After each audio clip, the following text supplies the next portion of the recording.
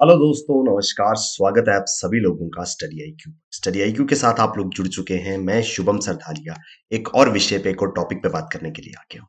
दोस्तों, आप चाहें तो इंस्टाग्राम, फेसबुक या टेलीग्राम के माध्यम से मेरे साथ कनेक्ट कर सकते हैं। कोई भी आपका डाउट है, कोई आपकी क्वेरी है, आप मुझसे पूछ सकते हैं।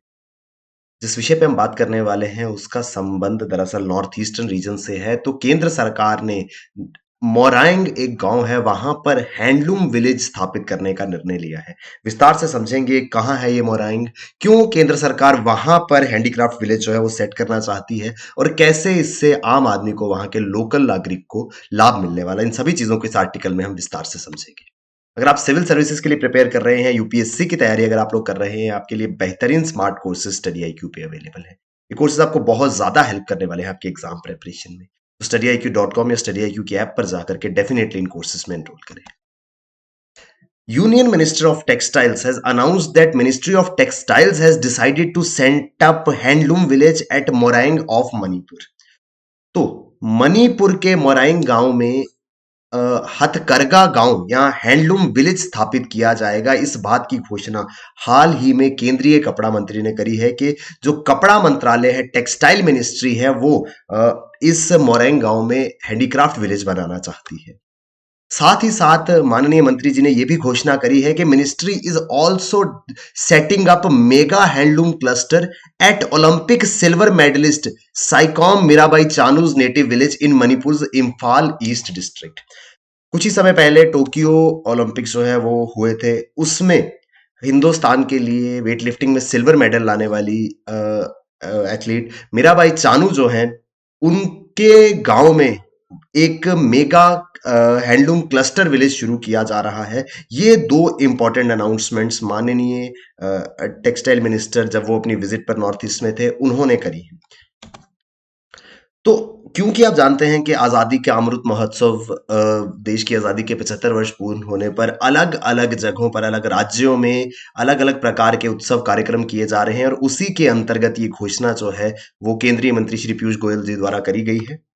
Handicraft village at Moirang. अब मोरैंग के जो मोरैंग गांव है, वहां पर ये हस्तशिल्प गांव बनाया जाएगा, हैंडीक्राफ्ट विलेज बनाया जाएगा। इस गांव का एक हिस्टोरिकल रेलेवेंस है। हिस्टोरिकल रेलेवेंस क्या है? The city Moirang of Manipur is very important place in history of India's freedom movement. शायद आप लोग में से कुछ लोग नहीं जानते होंगे कि भारत के स्वतंत्रता संग्राम, स्वतंत्रता आंदोलन के इतिहास में एक बहुत महत्वपूर्ण स्थान रहा है इस मोरैंग का, क्योंकि मणिपुर का ये जो मोरैंग गांव है, यहां पर देश के स्वतंत्रता संग्राम के समय Netaji Subhash Chandra Bose led INA hosted the tricolor flag at Morang in its Imphal campaign during Second World War। दूसरे विश्व युद्ध के दौरान, द्वितीय विश्व युद्ध के दौरान नेताजी सुभाष चंद्र बोस के नेतृत्व में आईएनए, आजाद हिंद फौज जिसको कहा जाता है, उन्होंने इस जगह पर तिरंगा फहराया था। कब? सेकेंड वर्ल्ड वॉर के टाइम पर। तो हिस्ट्री में, स्पेशली इंडिया के फ्रीडम स्ट्रगल की हिस्ट्री में, ये मोरैंग जो है वो इंपॉर्टेंट प्लेस है। कहां पर है ये? दरअसल मणिपुर के बिष्णुपुर डिस्ट्रिक्ट में, इस जिले में ये मोरैंग गांव जो है वो स्थित है। अब यहाँ पे ये हथकरघा गांव या हैंडीक्राफ्ट विलेज स्थापित किया जाएगा। इसी गांव में आईएनए का म्यूजियम भी है, and it attracts tourist across the globe. विश्व भर से पर्यटक जो है, टूरिस्ट जो है वो आते हैं इस म्यूजियम को देखने के लिए, क्योंकि ये INA, Indian national army, Azad Hind फौज का एक संग्रहालय है, एक म्यूजियम है, जहां पर आईएनए से और नेताजी सुभाष चंद्र बोस और उनकी सेना से संबंधित चीजों को शोकेस किया जाता है। तो हिस्टोरिकल रेलेवेंस है। अब उसी हिस्टोरिकल रेलेवेंस के साथ में इस गांव को हैंडीक्राफ्ट विलेज के रूप में जो है वो डेवलप किया जा रहा है। To showcase the rich handloom products of Manipur and attract the tourists, the ministry has decided to set up handloom village and work will be started very soon।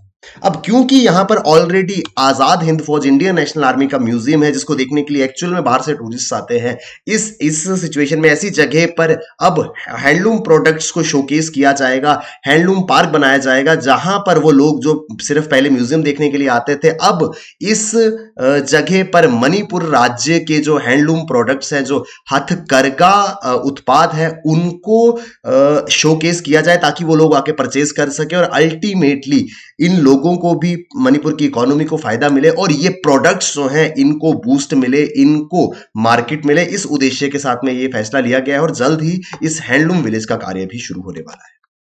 Handicraft या हैंडलूम विलेज होता क्या है? दरअसल हस्तशिल्प गांव या handicraft village है क्या?